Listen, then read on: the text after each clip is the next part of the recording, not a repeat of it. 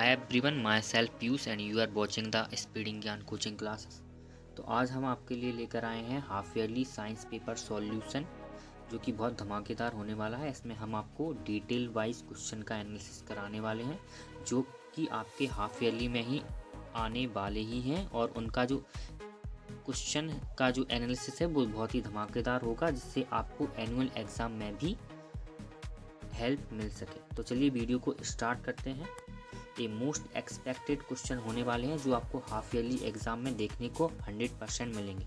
तो चलिए, पहला क्वेश्चन है हमारे जो सही विकल्प हैं उनके, बिना बुझे हुए चूने का रासायनिक नाम क्या है? तो इसका रासायनिक नाम होता है कैल्शियम ऑक्साइड। और अगर रासायनिक सूत्र की बात करें तो इसका रासायनिक सूत्र CaO होता है। अगर हम और जानने की कोशिश करें तो जो कैल्शियम हाइड्रोक्साइड है उसका सूत्र होता है CaOH का होल टॉइज, और इसे ही बुझा हुआ चूना भी कहते हैं। अगर बुझा हुआ चूना बिना बुझा पूछे तो कैल्शियम ऑक्साइड, और अगर बुझा हुआ चूना पूछे तो उसका होगा CaOH का होल टॉइज, जिसका नाम होता है कैल्शियम हाइड्रोक्साइड। और अगर हम कैल्शियम कार्बोनेट की बात करें तो वो होता है, जो सा ऑप्शन है वो कैल्शियम कार्बोनेट होता है। तो इसका जो सूत्र होता है वो होता है CaOCO3, जिससे कि संगमरमर के पत्थर बने हैं, और इसे जो कि पेंट करने के, पुताई करने के काम भी लाया जाता है।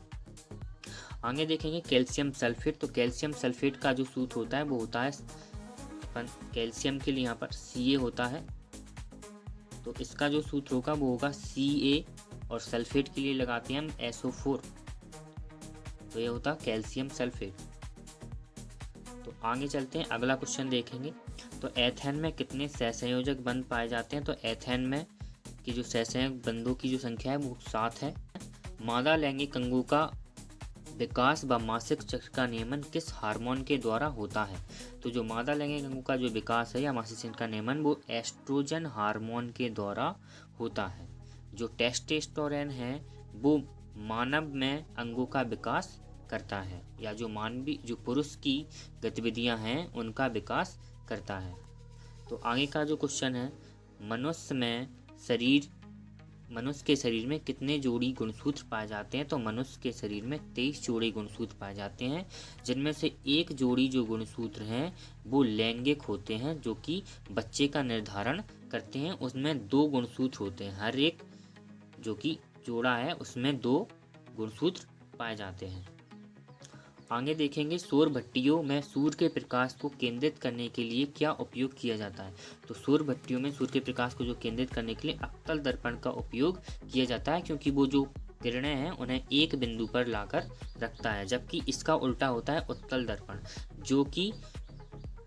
जो प्रकाश को फैला देता है। तो आगे चलते हैं, विद्युत धारा का SI मात्रक क्या होता है? तो विद्युत धारा का जो SI मात्रक वो होता है एम्पियर। इसका PDF मैं आपको यहीं पर लगा दूंगा, जिसका आप स्क्रीनशॉट ले लीजिएगा। तो आगे चलते हैं, रिक्त स्थानों की पूर्ति में अगर हम देखें, लिटमस बिलियन को डोडोड पौधे से निकाला जाता है, तो इसका राइट आंसर हो जाएगा लाइकेन।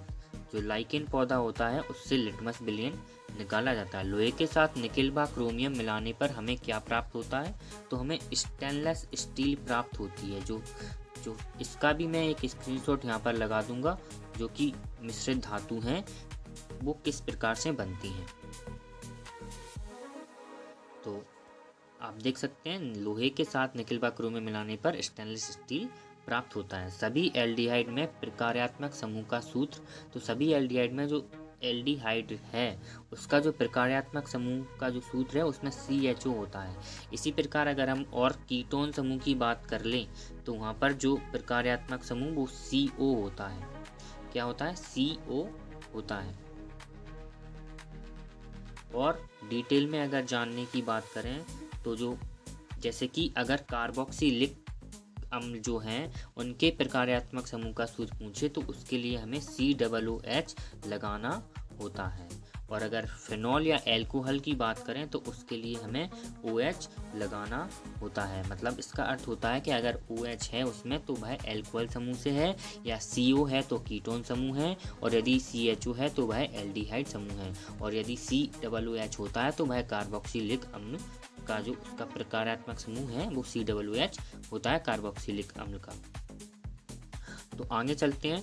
पादपों में वृद्धि का संदमन डोडोडोड हार्मोन द्वारा होता है, तो इसका हो जाएगा एप्सिलिक अम्ल जो है उसके द्वारा, एप्सिलिक अम्ल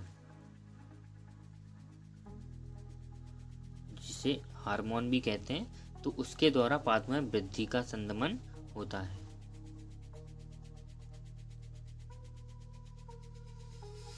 आगे देखेंगे मेंडल के नियमानुसार F1 पीढ़ी में केवल प्रभावी लक्षण ही दिखाई देते हैं और जो लक्षण दिखाई नहीं देते हैं उसे अप्रभावी लक्षण कहते हैं। जैसे कि अगर कोई लक्षण छुपा हुआ है तो उसे अप्रभावी लक्षण कहेंगे।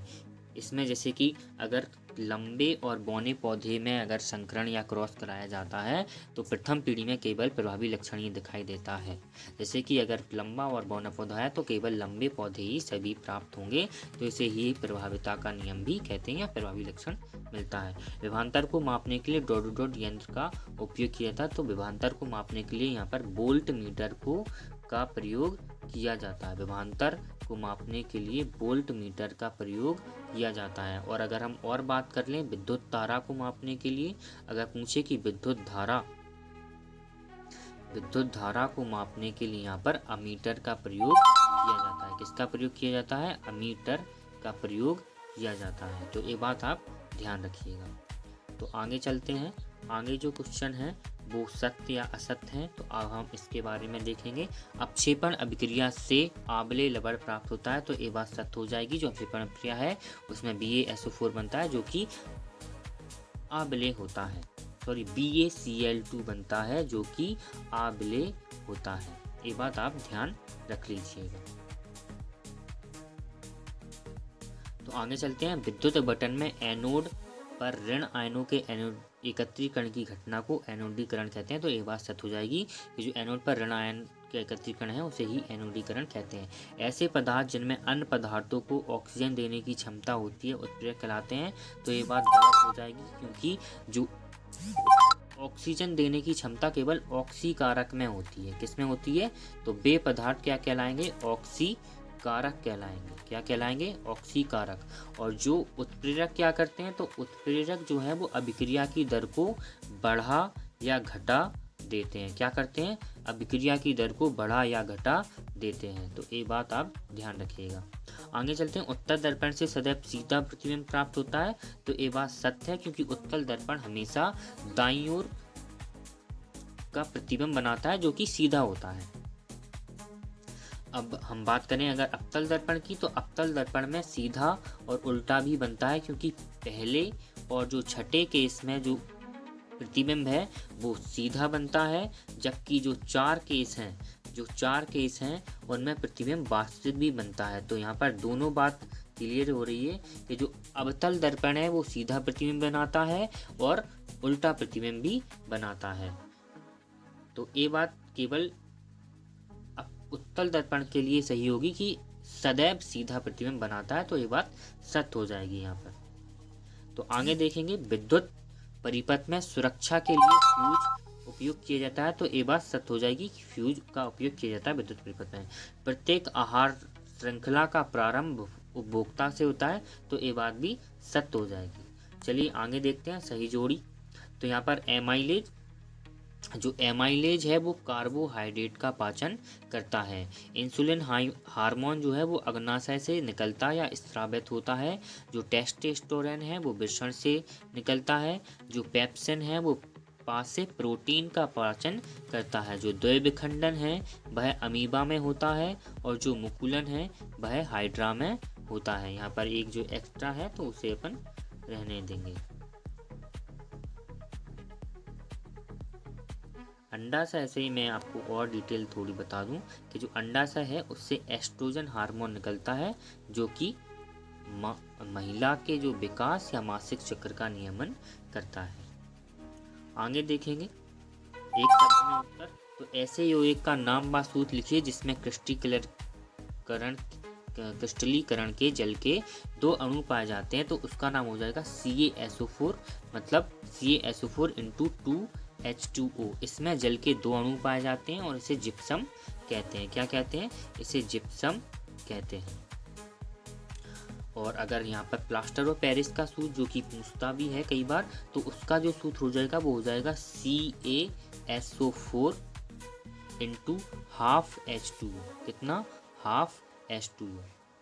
तो ये बात आप ध्यान रख लेगा। इसे हम POP भी कहते हैं, प्लास्टर ऑफ पेरिस, जो कि फ्रांस की राजधानी में पाया जाता है जिप्सम, उससे प्लास्टर ऑफ पेरिस बनता है। आगे देखेंगे एक्वा रेजिया क्या है। तो इसमें जो ताजा बना मिश्रण होता है, किसका मिश्रण होता है? तो सांद्र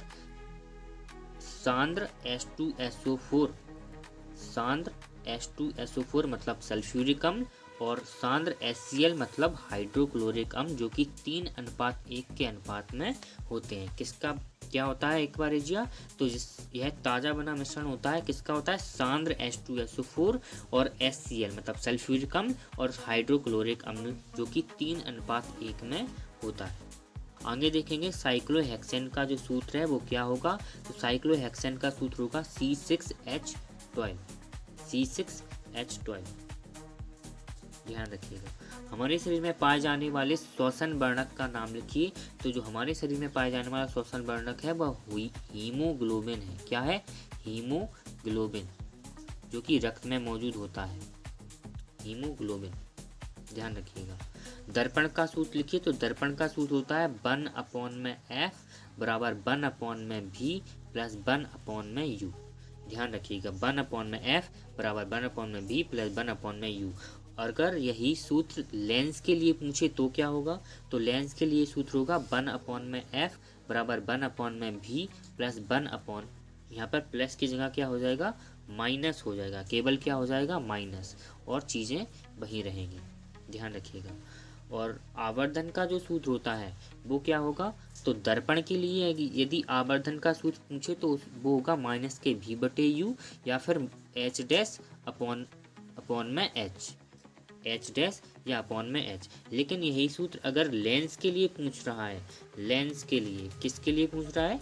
लेंस के लिए, तो वो सूत्र हो जाएगा M बराबर V अपॉन में H। यहाँ से माइनस हट जाएगा, बस इतना सा अंतर होता है। आगे देखेंगे मानव नेत्र में प्रतिबिंब निर्माण कहाँ होता है। तो मानव नेत्र में प्रतिबिंब का जो निर्माण है वो रेटिना पर होता है। कहाँ होता है? रेटिना पर होता है। ध्यान रखिएगा। चलिए तो आगे देखते हैं। जो क्वेश्चन है रेडॉक्स अभिक्रिया क्या होती है या उपचयन अपचयन अभिक्रिया क्या होती है, इसे बोलते हैं। तो आगे रासायनिक अभिक्रिया को संतुलित क्यों किया जाता है, आप क्वेश्चन देख लीजिए। इन्हीं में से 100% नहीं तो 80% क्वेश्चन यही रिपीट होते हैं। तो आप क्वेश्चन का स्क्रीनशॉट ले सकते हैं या आप उसे लिख सकते हैं। तो आप देखिए, ये समझाते श्रेणी क्या है या ब्रोमोपेंटोन या प्रोपेनोइक अम्ल का इलेक्ट्रॉन बिंदु संरचना क्या है, इसे आपको बनाना है। हालांकि मैंने जो संरचना है उसे बनाना सिखाया है, तो आप वीडियो मेरे जो यूट्यूब चैनल पर विजिट करके वो वीडियो वॉच कर सकते हैं। तंत्रिका कोशिका का नामांकित चित्र, तो इसमें चित्र बनाना है। आगे देखिए आप, परागण की क्रिया निषेचन की क्रिया से किस प्रकार भिन्न है, या मानव में होने वाली संतान नर होगी या मादा, इसे निर्धारित करने वाले आरेख को बनाइए। अनुमानसिक लक्षण क्या होते हैं, किसी उत्तल दर्पण की वक्रता त्रिज्या 32 है तो इसकी फोकस दूरी क्या होती है। तो ये यहाँ पर अगर इसको मैं सॉल्व करूँ थोड़ा सा, तो R बराबर होता है 2F, क्योंकि जो वक्रता त्रिज्या है वो फोकस दूरी की 2 गुनी होती है। तो फिर जो फोकस दूरी है वो वक्रता त्रिज्या की आधी हो जाएगी। तो इसका मतलब यह है कि अगर वक्रता त्रिज्या 32 है तो जो F है वो 16 होगी। कितनी होगी? 16 होगी। आगे चलते हैं। नेत्र लेंस की उस क्षमता को लिखिए जिसके कारण वह अपनी फोकस दूरी को समायोजित कर लेता है। तो ये आप क्वेश्चन याद करना होगा आप, तो आप इनके स्क्रीनशॉट ले सकते हैं। बाकी मैं आपको बता दे रहा हूँ। एक चित्र है, इसमें आपको सारे भागों के नाम लिखने हैं।